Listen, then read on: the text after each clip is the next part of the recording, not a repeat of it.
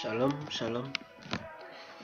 Shalom, soyez tous bénis, enfants de Dieu, serviteurs, prophètes, apôtres, diacres, les appelés du Seigneur.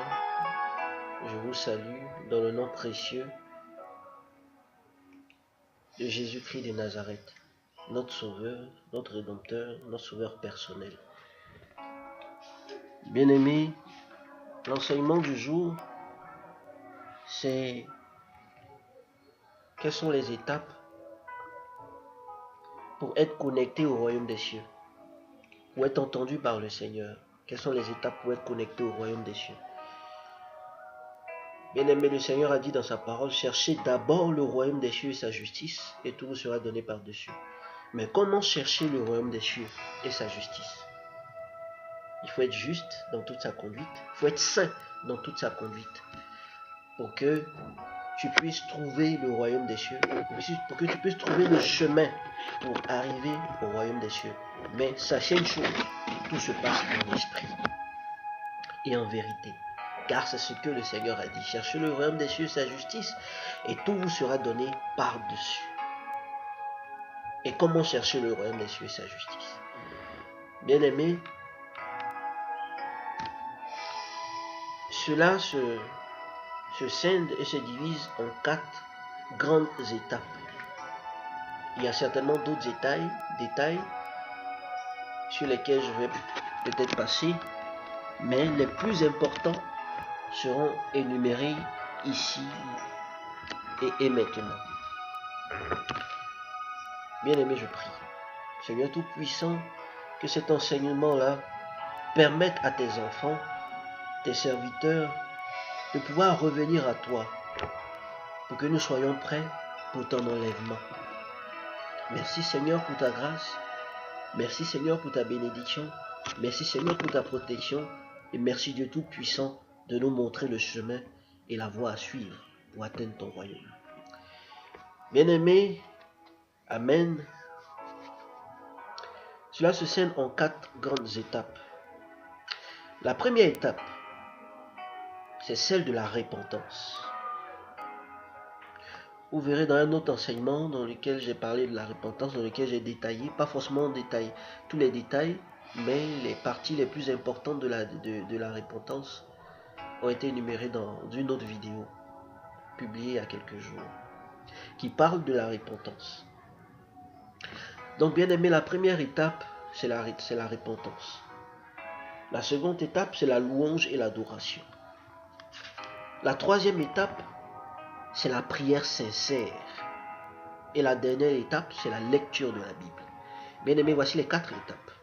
Je vais détailler, pas forcément dans tous les détails, mais je vais donner les éléments assez importants qui vont permettre aux fidèles, aux serviteurs, aux enfants de Dieu, aux fils de Dieu, aux appelés du Seigneur, de pouvoir se retrouver et savoir comment louer le Seigneur, savoir comment le chercher en esprit et en vérité. Bien aimé, il y a une chose qu'il faudrait savoir avant que je ne commence, c'est qu'il faut être sincère, il faut être sérieux dans les choses du Seigneur. Si tu veux marcher avec le Seigneur, il faut être quelqu'un qui le cherche de tout son cœur, de toute son âme, de toute sa pensée.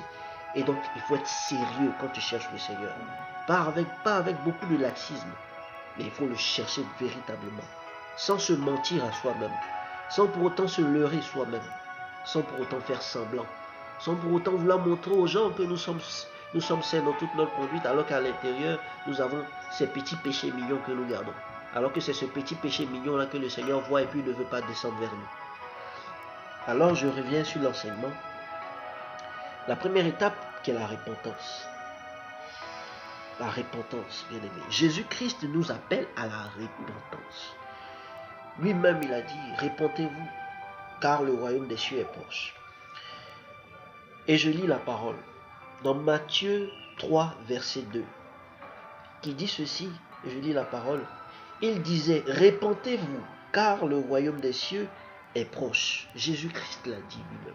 Le royaume des cieux est proche. Lui-même qui a créé le monde, il a créé l'univers.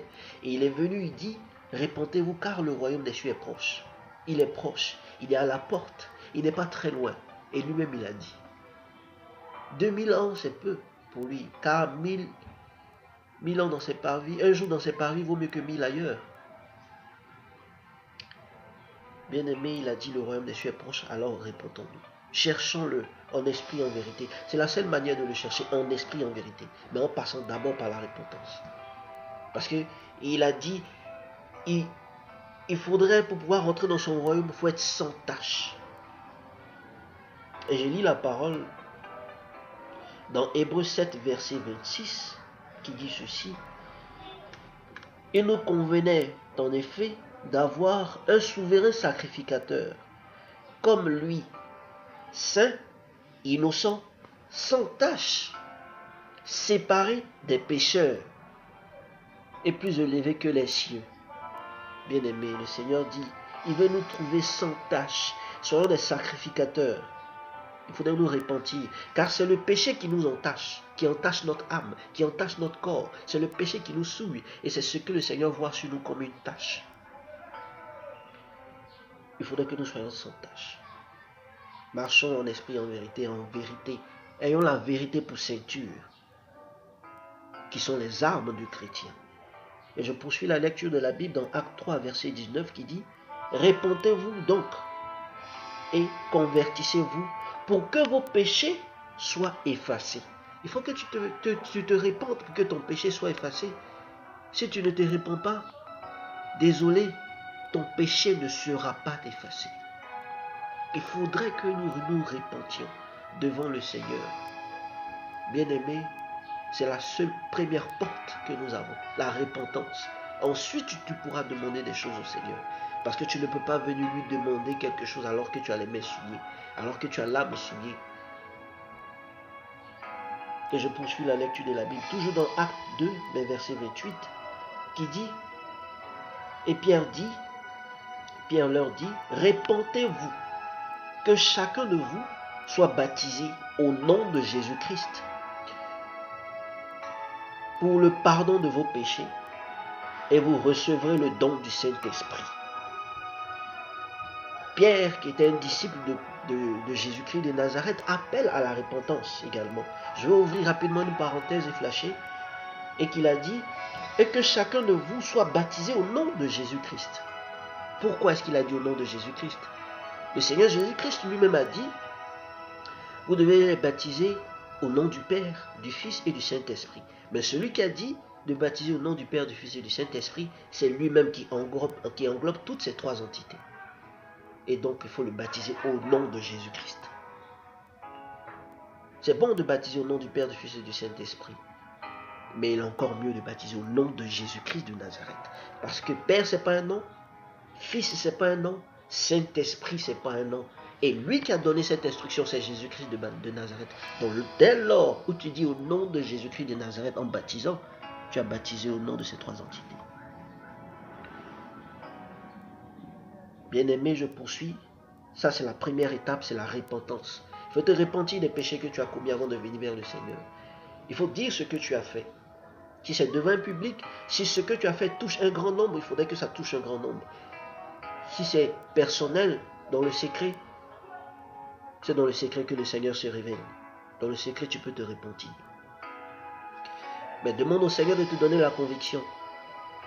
S'il faudrait que tu le fasses devant témoin, fais-le devant témoin. Car la Bible le réclame également. Il faut se repentir devant témoin. Et je poursuis sur la deuxième étape, qui est la louange et l'adoration. Bien aimé, la Bible le dit, notre Dieu siège dans la louange et l'adoration. Si tu veux provoquer le Seigneur positivement, si tu veux le provoquer, il faut l'adorer, il faut le louer, il faut l'exalter, il faut dire ce qu'il est pour toi. Il faut le louer. Louer ses prodiges. Louer quand il te protège. Le louer quand il fait quelque chose de positif pour toi. Lui montrer que c'est lui le Dieu tout-puissant, le créateur du ciel et de la terre, de tout l'univers, l'alpha et l'oméga. Il faut le louer. Et je lis dans Jean chapitre 4, verset 24, qui dit, Dieu est esprit, et il faut que ceux qui l'adorent en esprit et en vérité. Il faut le chercher en esprit et en vérité. Lui-même l'a dit, dans les derniers temps, les véritables adorateurs l'adoreront en esprit et en vérité. Pour être un vrai adorateur du Seigneur, alors, il faut pouvoir le louer en esprit et en vérité dans ton cœur, car il sonde le cœur et le rein. Donc la deuxième étape, c'est la louange et l'adoration de ton Dieu vivant. Bien aimé, je poursuis sur la quatrième étape. La quatrième étape, qui est la prière sincère. Bien aimé, soyons sincères dans la prière. Soyons sincères. Quand on marche avec le Seigneur, qu'on veut le prier, il faudrait que nous soyons sincères du cœur. Car c'est ce que lui voit. Il ne verra pas les actes que tu vas poser, mais étant notre Dieu, notre Créateur qui sonde le cœur et le rein, il verra si tu es sincère, si tu mens ou si tu ne mens pas. Nul ne peut se cacher devant le Dieu vivant. Qui peut le faire? Personne. Car il voit tout, il sait tout, il entend tout. Donc je disais pour la troisième étape, c'est la prière sincère. Il faudrait prier sincèrement le Seigneur en respectant le moment de la repentance, c'est-à-dire la première étape. Il faut respecter cette première étape. Dire au Seigneur qu'il est grand, il est puissant. Ensuite, prier pour briser les liens de famille. Prier pour briser les liens d'hérédité. Parce que nos familles entretiennent très souvent et toujours les liens d'hérédité sur nous qui sommes chrétiens. Pour vous empêcher d'hériter du royaume des cieux et d'aller au ciel. Priez sincèrement pour briser les malédictions familiales. Et enfin, toujours dans la prière sincère, quand tu auras fini de briser les liens, maintenant tu pries pour déclarer et proclamer la réception des bénédictions qu'il t'a promis. Car il a dit, si ta bénédiction tarde, attends-la. Priez pour déclarer et posséder ta destinée et le plan que le Seigneur a fait pour toi. Ça, c'est la troisième étape. Et je lis dans 1 Thessaloniciens 5, verset 17, le verset dans lequel le Seigneur dit, priez sans cesse. Priez toujours. Avant de manger, il faut prier. Avant de te laver même, il faut prier. Parce que si tu ne fais pas attention, tu reçois un baptême satanique. Parce que l'eau est un conducteur universel par lequel le diable passe pour baptiser les gens inconsciemment. Avant de te laver même, il faut prier. Avant de manger, il faut prier. Avant une rencontre, il faut prier. Avant de te coucher, il faut prier. Au réveil, il faut prier. Si tu as un esprit fort, que ton esprit a été aiguisé, comme la Bible parle d'une âme du chrétien qui est l'épée de l'esprit, lorsque tu es endormi, tu prieras encore. Au réveil, il faut prier. Au coucher, il faut prier. Avant de manger, il faut prier. Avant une rencontre professionnelle, il faut prier. Après la rencontre, il faut prier. Avant de manger, il faut prier. Après avoir mangé, il faut prier. Quand tu reviens de l'église, il faut prier. À l'église, il faut prier. Avant ton culte, il faut prier. Il faut toujours prier, car le Seigneur dit prier sans cesse. Car nul ne connaît ni le jour ni l'heure. Et il faut prier sans cesse. Sans cesse, il faut prier. Je pars sur la quatrième étape, qui est la dernière, qui est la lecture de la Bible. Bien aimé, si tu veux être affermi, si tu veux connaître les paroles divines, il faut lire la Bible. Si tu veux connaître le Seigneur, il faut lire la Bible. Il faut connaître les histoires de la Bible. Il faut connaître les prophètes de la Bible. Car c'est eux qui ont été connectés au Seigneur et qui ont reporté cette connexion-là avec le Seigneur au travers de la Bible. Au travers des Écritures de la Bible. Le Seigneur aurait pu venir et ne pas reporter son passage dans la Bible, dans Matthieu, Luc et Marc. Mais ça a été fait pour que les générations à venir puissent se délecter de son passage là, au travers de la Bible. Bien-aimé, le Seigneur Jésus-Christ est vivant. Il faut lire la Bible. Lui-même, il a dit, entretenez-vous par des psaumes et des cantiques. Les psaumes vous prêtent des mots de prière, des paroles de prière, des paroles fortes. Et quand tu pries, tu utilises des paroles, mais il faut le ressentir dans ton cœur. Comme si c'était toi qui étais le détenteur de ces paroles. Et tu les utilises en priant. Mais il faut ressentir les paroles que tu utilises, les paroles de la Bible. Regarde les paroles de la Bible, regarde les histoires de la Bible. Nous pouvons nous identifier à ces paroles de la Bible. Et je vais flasher rapidement en parlant de notre nom. La Bible dit, il est comme son nom. Il faudrait changer votre nom, votre prénom, par lequel on vous appelle couramment. Évitez les surnoms et les sobriquets du monde. Souvent, des hommes de Dieu utilisent des surnoms. C'est inutile. Parce que notre Dieu n'est pas dans la fantaisie. Il est un Dieu de vérité. Il est un Dieu de principe. Il n'est pas dans la fantaisie. Les faux surnoms d'hommes de Dieu fantaisistes, le Seigneur n'est pas dedans. Et ça prouve que le Seigneur n'est pas avec toi. Le Seigneur peut t'utiliser, mais c'est à eux que le Seigneur dira également par je ne te connais pas. Et je ferme la parenthèse. Donc procédez à la lecture de la Bible. Et changez votre nom comme je viens de le dire. Prenez un nom qui vient de la Bible, un prénom qui vient de la Bible. Laissez les noms fantaisistes. et prenez un prénom qui vient de la Bible. Et le Seigneur vous ouvrira les écluses des cieux. Le Seigneur changera votre nom. Regardez dans la Bible, tous ceux que le Seigneur a appelés pour son œuvre, il leur a donné un nom. Et il a dit, pour ceux qui hériteront du royaume des cieux, un nouveau nom leur sera donné. Alors je prie que le Seigneur vous inspire par la Bible, la lecture de la Bible. Lisez de la Genèse jusqu'à l'Apocalypse si vous pouvez et comme vous pouvez. Et je vous exhorte à le faire.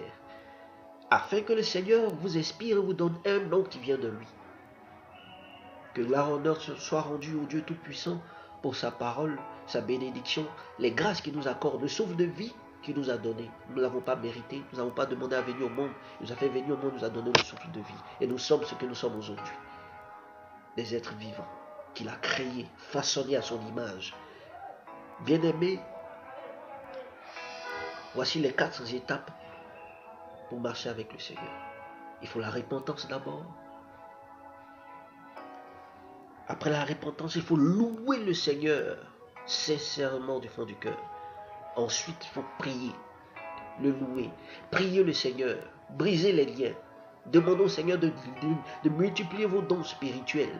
Demandons au Seigneur de vous orienter sur sa voie.